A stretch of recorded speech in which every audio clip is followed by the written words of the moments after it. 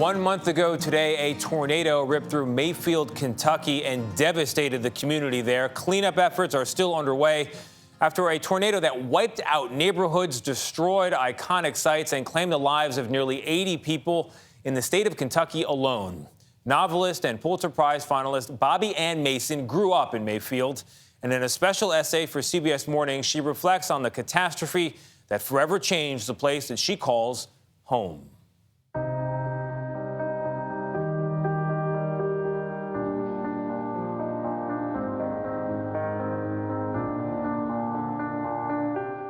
I grew up right here on this farm in Mayfield, Kentucky. When I was a kid, I sat under the big trees and read Nancy Drew mysteries. After college, I moved away, but I returned often to see my parents, who stayed here in the house where I was born. Mayfield was a traditional little southern town with a neat courthouse, but that's history. Just after Thanksgiving, Mayfield had a Christmas parade around the square, a celebration unprecedented in its joy and civic pride. It's difficult to fathom how much pain there is, too, among many of these families.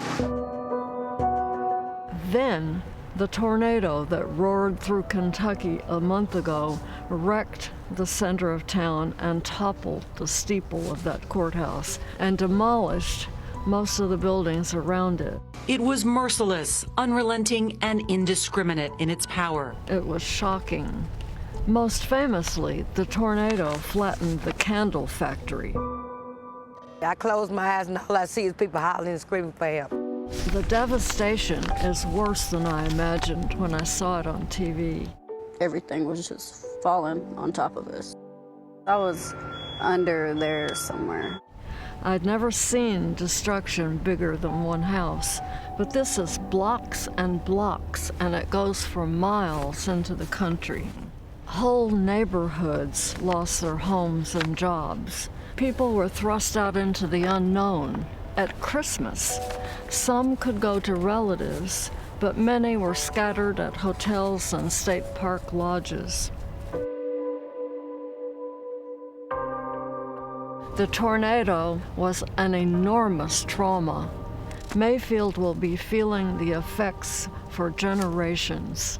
I grieve for the people here.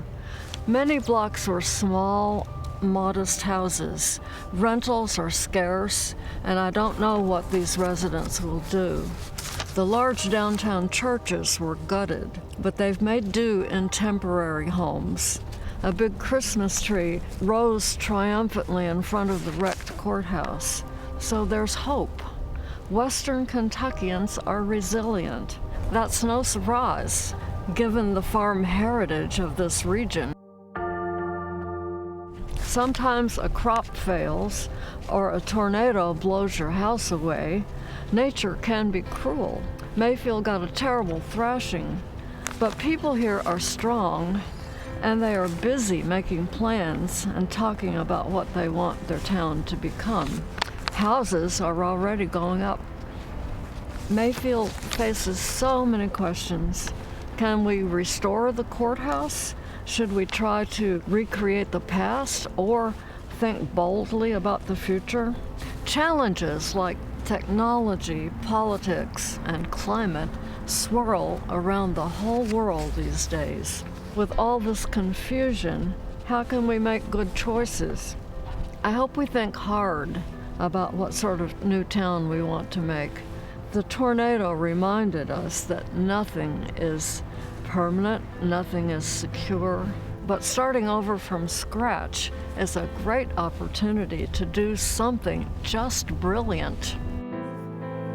And speaking of brilliant, that's Bobbie Ann Mason, a novelist from Mayfield, in front of her childhood home, which was also destroyed in that tornado. A reminder that people will bounce back, and they're asking themselves, what kind of town do we want to be now? Yeah, talk about putting a positive spin. If you can put a positive spin on that, give us an opportunity to do something brilliant. I love the word brilliant. We have to remember from the outside looking in, there's no expiration date on pain and devastation. That's right. So they still need help. You said it best, nature can be very cruel.